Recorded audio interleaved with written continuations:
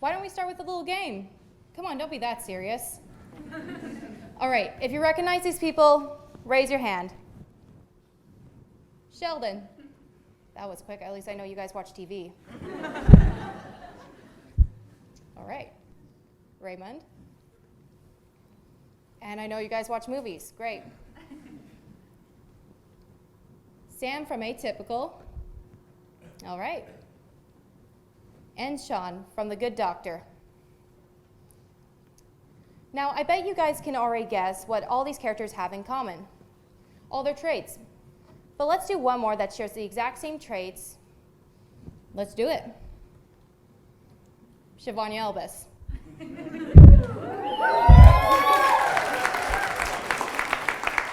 Yes, that is me, and I'm also autistic. But here's the thing. Although I have some of the autistic traits, the stereotypes about autistic people do not fit who I am. I began facing stereotypes before I even knew what stereotyping meant. Apparently, it was obvious to those around me. Either I was destined to be on this massive pedestal, be a genius, be cool, gifted, or I was destined to be in a tiny little box, isolated and alone, with few prospects for future careers or social interactions. Has anyone in the crowd faced this before? Show of hands if someone's big expectations have put you up on a pedestal. And put up your hand if you have been viewed as incompetent and were placed in a tiny box where you felt limited. This is the problem we face. We are stuck to what other people think of us, when in reality, we are limitless. What is a stereotype? Perry Hinton, a researcher psychologist, said, traditionally, a stereotype has been an overgeneralized association with members of a particular group. Now, the science behind stereotypes might be a little surprising, that the human mind is hardwired to stereotype. Basically, we like to categorize things. Science highlights that our brain loves when we organize, categorize, generalize. Essentially, we love being right about things, even if we may be partially off target. So when we come across something, we assume that we're right. Think of the last time you got 100% on that quiz that you studied so hard for. Or you had a theory on your favorite book series and you were correct. Watch out, Harry. So, when something unpopular, unusual, weird, or something that is unexpected comes to the mix, we panic. Oh no, what is this? What is this sensation? So what our brain does is we like to put a label to it and put it back in an already labeled specific box so we can go back to being right. Who wants to be wrong in this world, am I right? So, what happens when we come across something that is a societal habit? That's right, stereotyping is a societal habit. It is something that is hardwired into us from a young age, from young child development. In fact, one of my favorite shows that is very popular, Blue's Clues, gained great success by two factors, knowing and being right.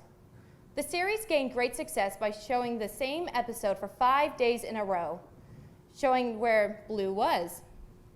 Children develop good feelings because they know exactly where they can expect to find Blue.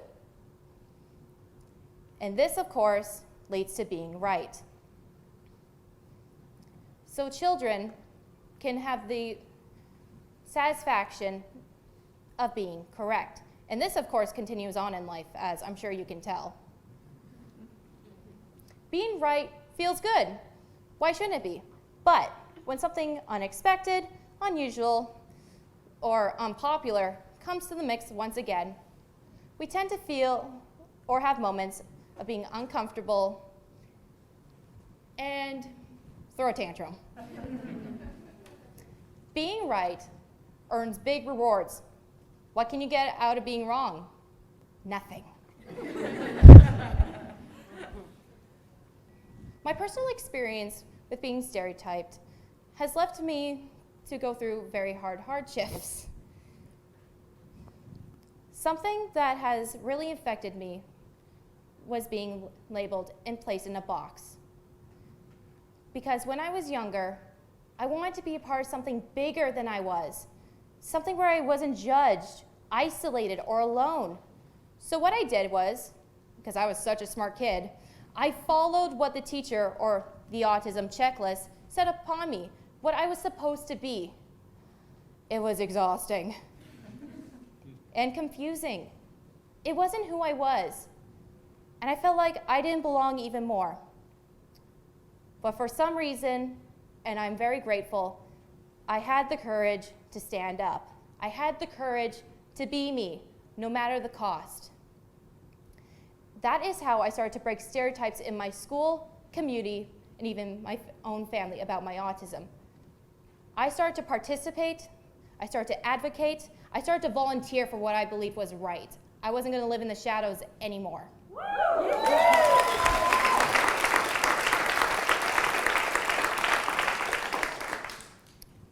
I learned through my own personal discomfort. In order to be right with oneself, we must be okay with other people feeling uncomfortable when they are not right about us. Of course, we come across different situations in our life where people feel uncomfortable about us, when they want us to go back into the box, the shadows, the back of the classroom. So they feel comfortable when we are feeling uncomfortable, and that's not right. My own personal process for breaking my own stereotypes has 4 steps. Number 1, know that your values are not the same as your stereotypes.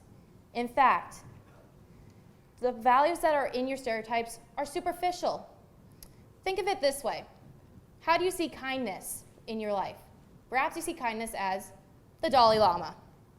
Could it be his culture, his way of being? That hair. That you see kindness. However, vroom, what about the biker gang that annually each year puts on a toy drive, a food drive for those in need?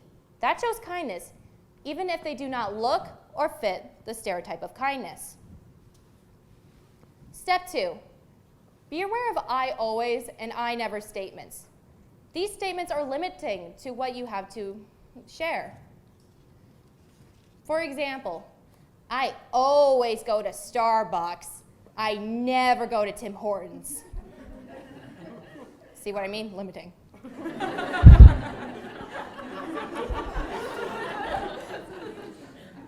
So instead, try this.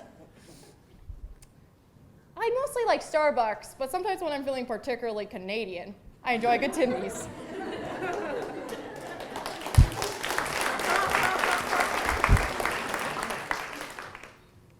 Step 3, describe your experience as actions rather than definitive statements about yourself. So think of it this way. Instead of saying, I am an artist, I create art, connections, paintings. I am a jock. I play basketball, hockey, the Canadian way. Or hopscotch with puppies on. Step 4, acknowledge I am as a complete sentence. When you describe yourself as I am, it is enough. It is a complete sentence. Anything beyond I am is an enhancement of you and not what defines you. When we acknowledge I am as a sentence, we begin to allow you are to come to the mix, and that is a meeting point. This in turn turns our environment into we are. I am starting point. You are meeting point. We are connection point. So how do we train ourselves through years of hardwiring from school, PBS Kids, through your best friend's jokes? Hey, that wasn't funny. It has 3 steps. Step number 1 is to acknowledge that we do this stereotyping thing. It's a habit. It's a societal habit that we have to face. Step number 2, be willing to be uncomfortable to break the stereotype habit. If you want change, be the change. Step number 3, practice. Authenticity is a practice. It's like playing the piano, but with your mind. Except you guys can't really cheat. Because when we experience I am, it allows us to have better connections with who we are as individuals and not as, say, a jock, an artist, a geek, a goth. And of course, Canadian. We can put down Canadian too. So to conclude this adventure into authenticity, and rather to stop this stereotyping habit, I'd like to give you something very special. A meditation called Meditation into Being, it can say right there, that my mother passed on to me. So if you're willing to participate, who here is willing to participate? Wow, you're all just so eager to learn. Maybe this is what TED is really about. So if you're willing to participate, I want you to say this after me. I am. I am. Oh, we got a glee club going on here. Okay. I am. I am. All right, we're going to say it all together, including me. I am. One more time. I am. It's like a hurricane in here. Okay, so we're going to take our right hand, and you're going to take your index finger and your thumb and put it on your thigh. And we're going to take our feet and put them plantly on the ground. And move forward in your seat just a little bit and lift your spine. And we're going to breathe. And exhale. Sweet, fresh air. All right. So you know the mantra. We're now going to get the body involved. So we're going to take our hand and put it about 4 inches away from our chest. We're going to move it closer to our chest saying, I am. We're going to move it away from our chest saying, I am. And we're going to return back to position. I got you. It's okay. So we're going to do it again. I am. I am. You guys have not been studying. All right. It's okay. This is the whole point of it. We're practicing erasing the pattern. We are thriving the thread. Let's do this again. I am. I am. Inhale. Exhale. That was perfect. You guys can go back to relaxing. Don't applaud me. You guys are the one who did it without saying I am at the wrong point. Good on you. Gold star. To change the habit of stereotyping, start with you. Be you, because you, the authentic you, are the change. I am, you are, we are, and that is enough. Thank you.